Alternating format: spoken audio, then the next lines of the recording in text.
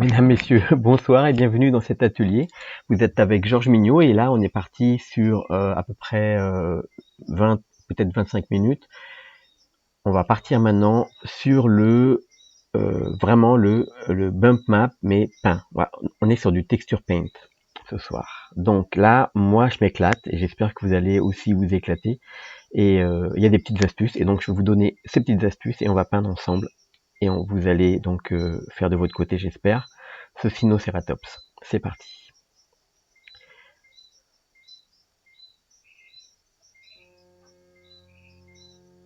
Alors, tout d'abord, comme vous voyez ici, on a beaucoup plus de détails lorsqu'on peint et on va utiliser nos brosses, les brosses que je vous ai fournies. Alors, si vous ne les avez pas, vous allez les chercher dans le lien. Je vais les remettre dans le lien. Et vous allez faire Append et bien sûr vous allez les chercher dans le load. Moi je vais les chercher dans mes textures. Ah, elles sont pas ici. Donc moi je vais les chercher dans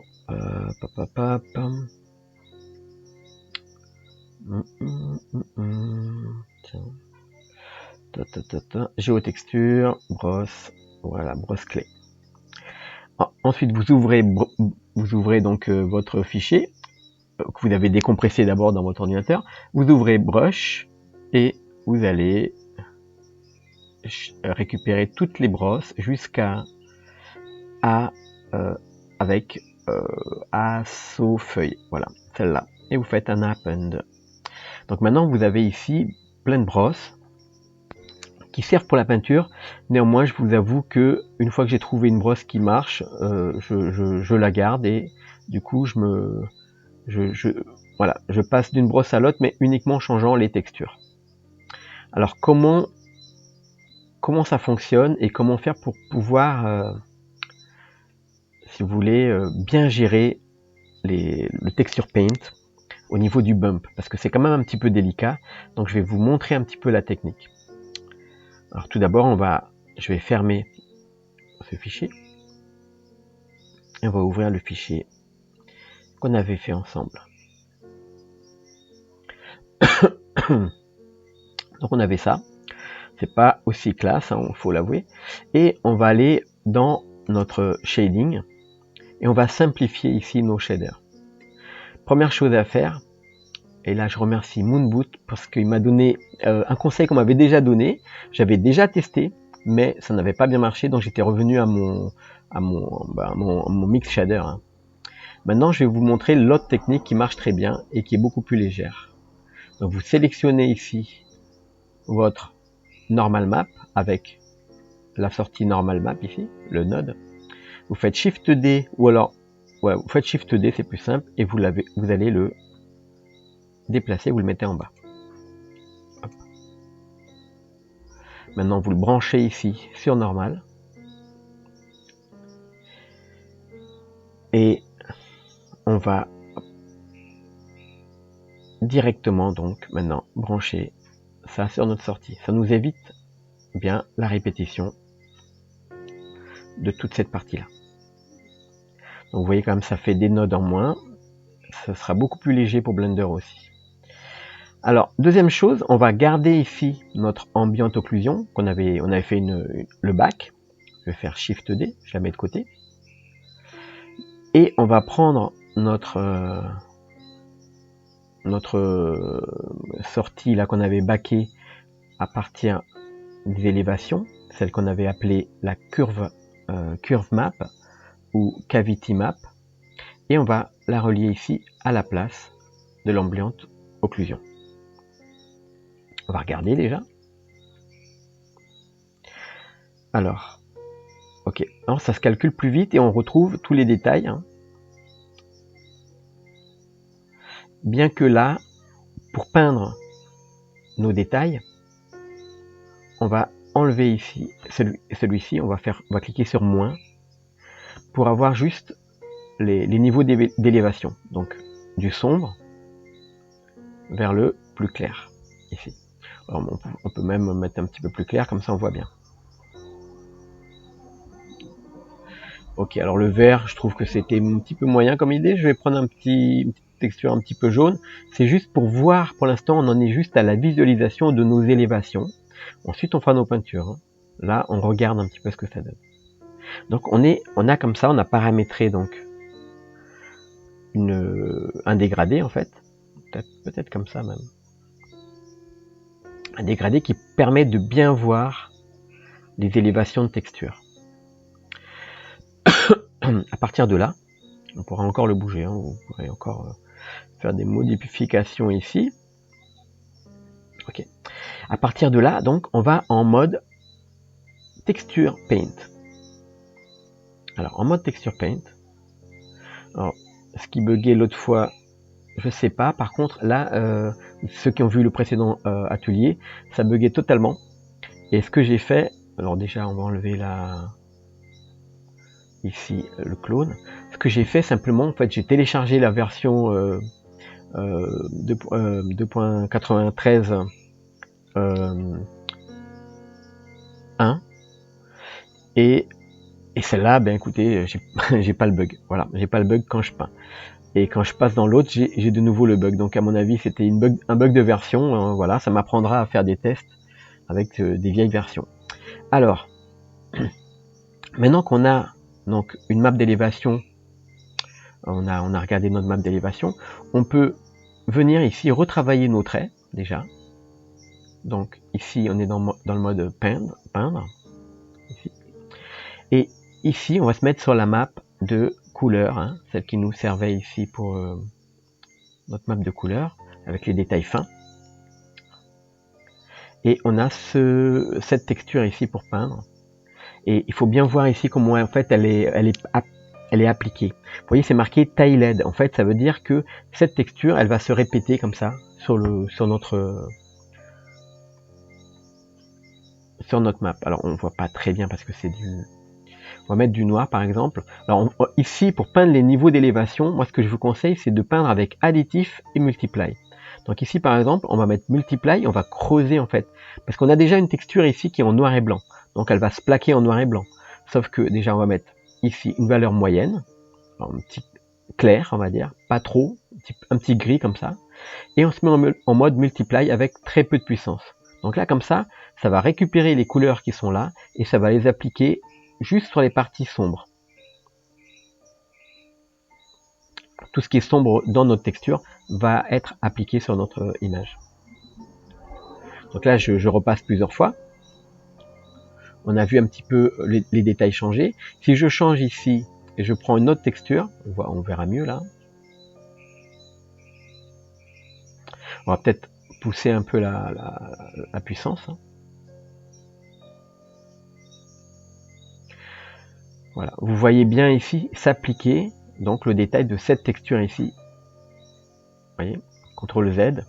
Donc si je fais la même chose en plus petit, on aura donc des détails qu'on va pouvoir appliquer ici finement.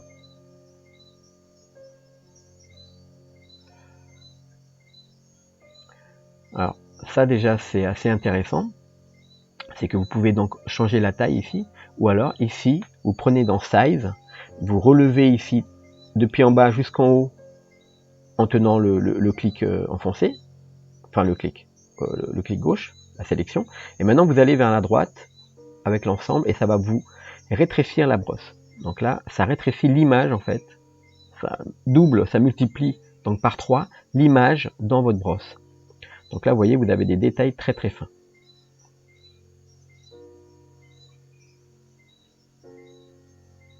Ok. Donc avec cette méthode là, donc vous pouvez avoir, alors c'est peut-être trop, hein, on va mettre 2. Voilà. Donc vous pouvez avoir des détails un petit peu plus fins sur votre map avec la map d'élévation, donc de bump.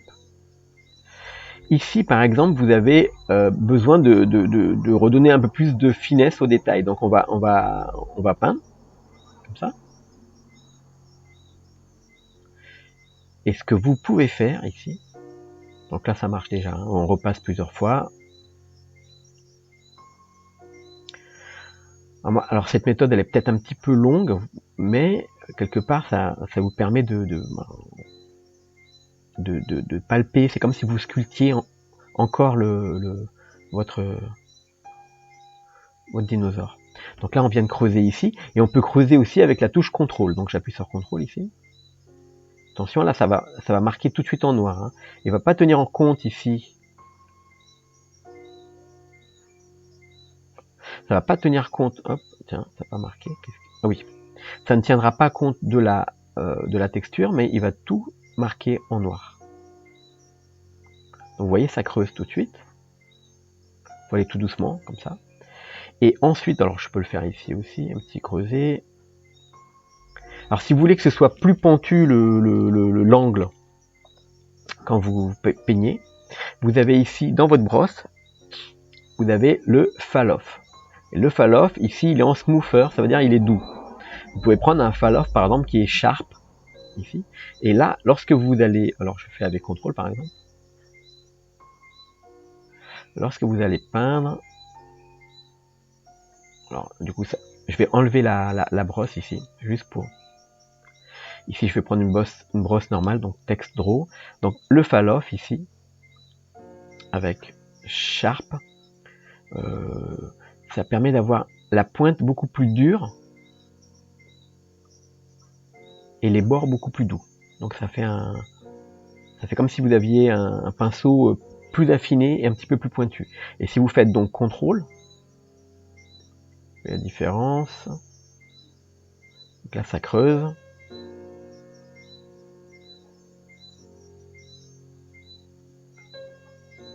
On va peut-être ici se mettre en multiply pour creuser quand même, parce que je suis avec du blanc là. Toujours il faut vérifier, alors le fall-off il est toujours en sharp, et là on va creuser.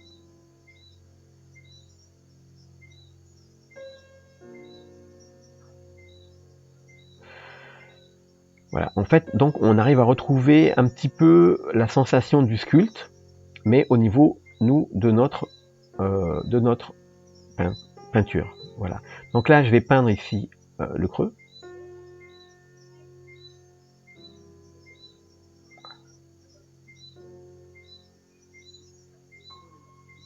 Alors, vous pouvez alors ajouter plus. Alors le multiply, ça va prendre en compte que les parties sombres. Vous pouvez encore assombrir si vous voyez que ça marche pas fort.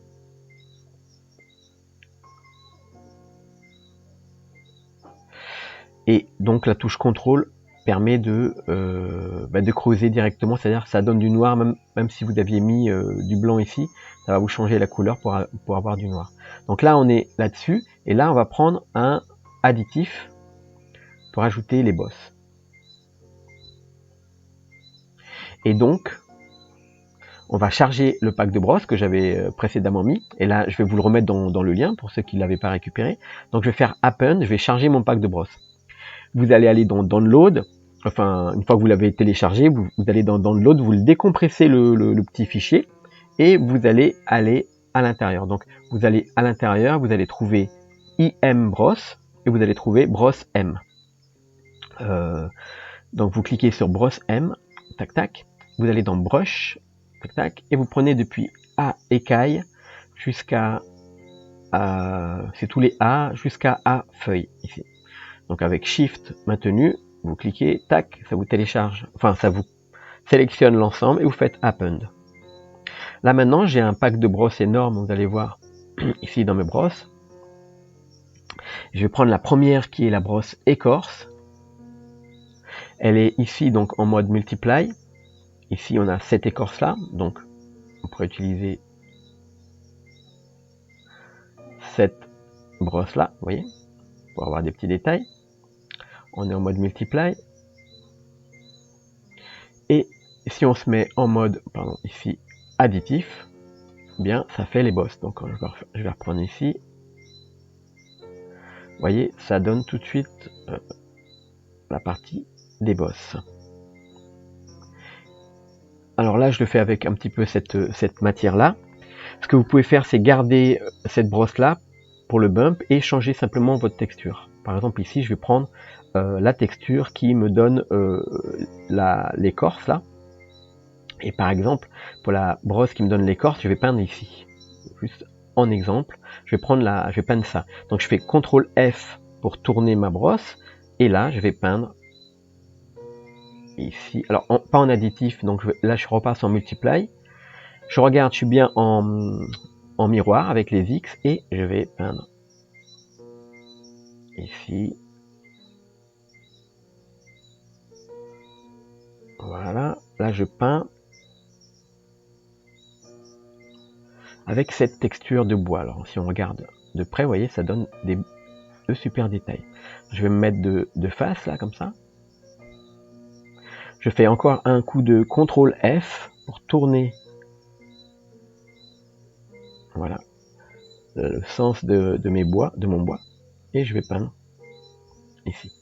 Alors une fois que vous avez peint comme ça les parties avec du sombre, hop, vous mettez un coup de additif et on repasse par dessus.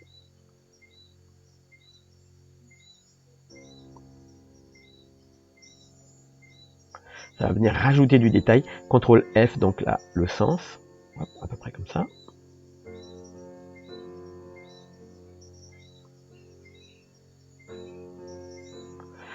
Voilà.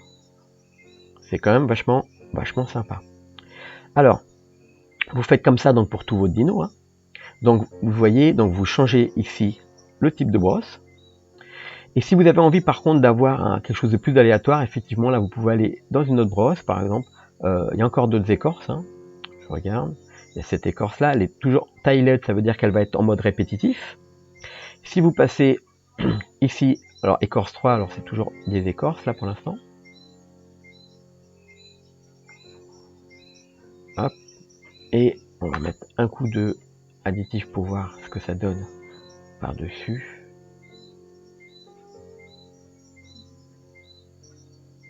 Alors j'aime bien cet aspect de peau en fait ici. Alors je vais remettre multiply. C'est cette écorce là. Elle donne un petit aspect comme ça, vous voyez, de peau de vieille peau hein, pour notre dino, c'est pas mal. Et vous avez l'autre, je sais plus c'est laquelle, c'est celle-là, ouais. Écorce 2, ça donne un aspect arbre, écorce d'arbre. Vous voyez, c'est pas mal. Alors si c'est trop puissant, bien sûr, vous baissez ici la couleur, enfin pour monter la couleur, pardon. Alors si vous faites là, ça sera moins visible. Voilà, vous faites des essais. Hein.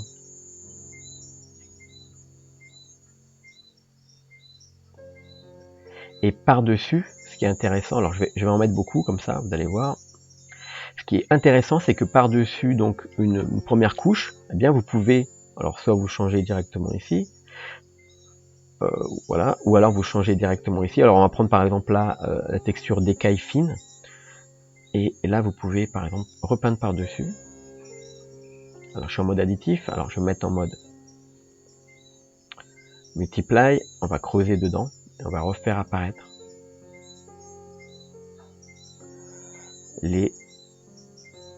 la première, enfin cette matière là. Vous voyez, ça vient se mettre par-dessus. Et ça enlève pas totalement donc l'écorce, ça vient juste compléter par-dessus avec une nouvelle matière. Et bien voilà, donc là on va pas aller super loin nous ensemble dans notre peinture. Par contre, alors je vais vous montrer un petit détail fin ici au niveau de la bouche par exemple. On peut faire donc ici CTRL et on va creuser. Alors si c'est pas assez puissant, vous coupez ici Radius et vous laissez la puissance à fond, et comme ça vous allez pouvoir,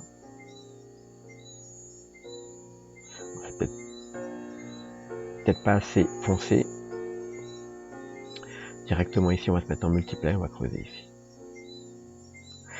Alors en fait ce que je pense c'est que là du coup on peut pas creuser plus parce qu'on est déjà arrivé au max. Donc ce qu'on peut faire du coup c'est l'inverse, donc c'est se remettre en mode gris, remettre un petit peu d'additif et là simplement rajouter un petit peu.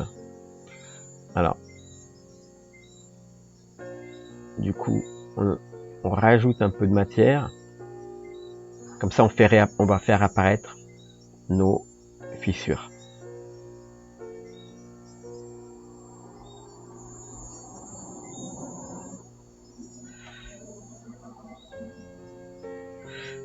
Voilà, voilà. Donc, j'espère que cet atelier vous a plu, qu'il vous a appris des choses. Et donc, en faisant donc ce type de peinture sur tout notre dino, eh bien, vous arriverez donc facilement à un dinosaure un petit peu comme ça, avec beaucoup de détails. Donc là, bien sûr, moi j'ai encore du boulot aussi de mon côté, mais voilà.